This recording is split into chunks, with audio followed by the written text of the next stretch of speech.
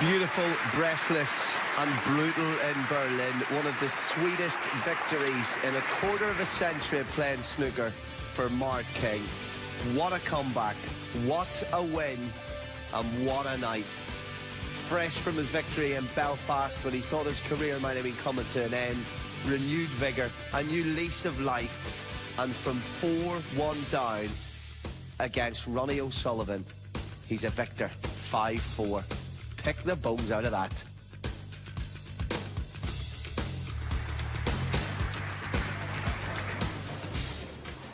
Jimmy White is with me for the moment. Neil Foulds is on his way. And down these stairs behind me, Mark King is going to be the man walking down. We certainly didn't think that an hour and a half ago, Jimmy. What a night.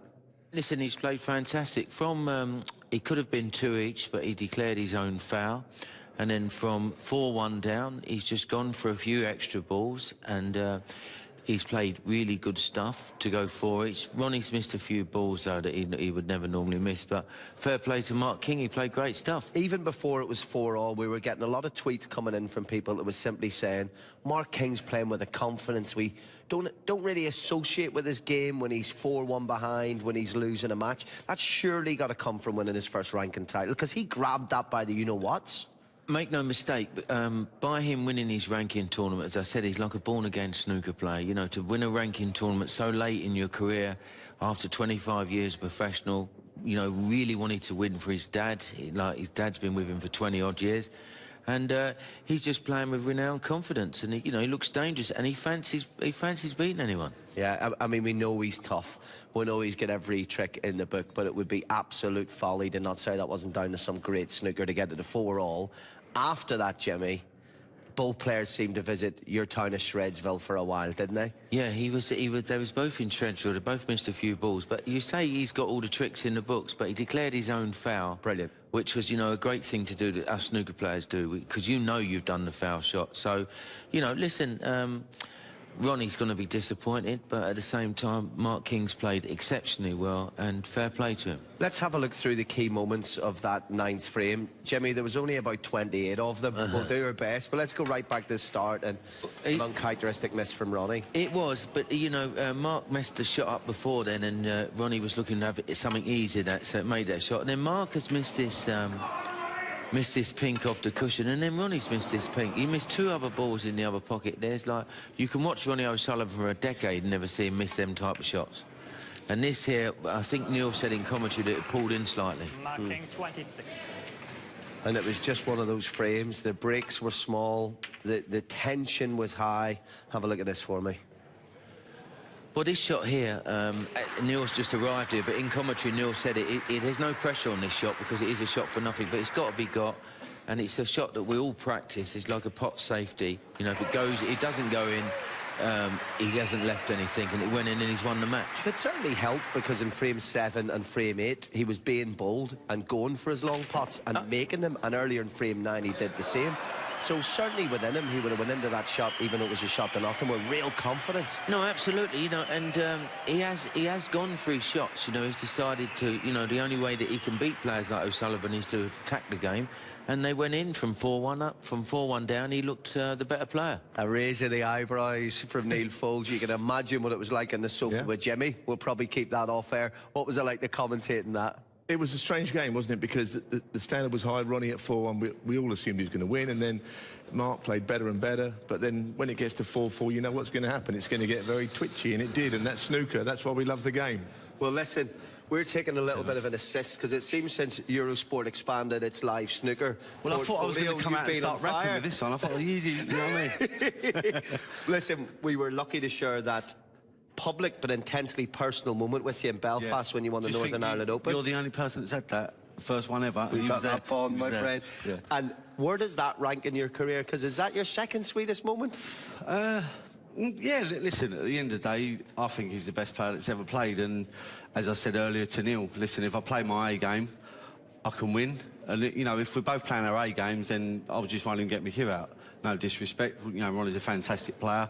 And funny enough, when it was 4-1, I just thought back to when I played Barry. I was 5-1 down. I thought, if I can get a bit of momentum going, and I started playing a lot of positive shots and aggressive. And in all fairness, not he started playing negative, but there was a couple of shots he could have gone for, and he played safe. So, you know, listen, it's all about how you feel on the day, but, you know, I felt confident, and even when I missed the pink in there, if I'd have lost, I was like, listen, I had my chance, I went for the shot, I missed the shot, I didn't twitch it, I just missed it. It was a tough shot. And I shook his hand and said, well done, but obviously I was lucky that, obviously, he's missed a few. And I'm still in, still fighting. We get so many tweets on this subject, so I must talk to you about it. You said in the interview before the match, you said it's nice to go into qualifying and not think I need to win this to pay bills. Yeah. Has that now translated into the last 32s? Because so many people are tweeting going, who's this Mark King? There's no self-doubt. Who's this kid? He's backing himself. Yeah. He's believing in himself. Well, listen, I don't want to go over old stories and get boring, but at the end of the day, you know, I've gone to the qualifiers last week, where before I've gone there thinking, I need to win this, it's £4 less the tax, you know, and all that. I can nick a couple of grand, pay the mortgage and all that. And I went there last week with none of that. It was like, I can go there and just win and just play. And it ain't, you know, every single bit of pressure, even though I want to win just as much. And it was the same today, when, you know, I just felt comfortable when I got in the balls. Now, my cue ball was on like a 12-foot bit of string at times. But the difference between that match table and the outside tables is it was just like glass. And just one little, you know, tweak, you know, it just zips everywhere. And, you know, obviously, I played good. I was pleased the way I played. Well, we've shown the story of the last frame, but one of our cameramen got a little bit fixated by your facial expressions. Let's just say we know your emotions. You're no Steve Davis in this front. We know exactly what you're going through. Let's have a little look through it. Yeah, I don't know if you ever thought of doing that sort of face. Well, one of them, I was looking at Tom Ford. I was doing an impression of Tom Ford. I don't know if you've got it. I was sitting in my chair. Do you find now, though, you've won a tournament, that you're more eager to practice, you're even more, because I've watched you, you know, working with your dad today, see little bits, and you seem to be, you know, talking a bit more and, like, trying different parts. Because you're like a born-again snooker player. Yeah, listen, at the end of the day, you know, I've been playing the game forever, and obviously you was my hero at the beginning, and Alex as well.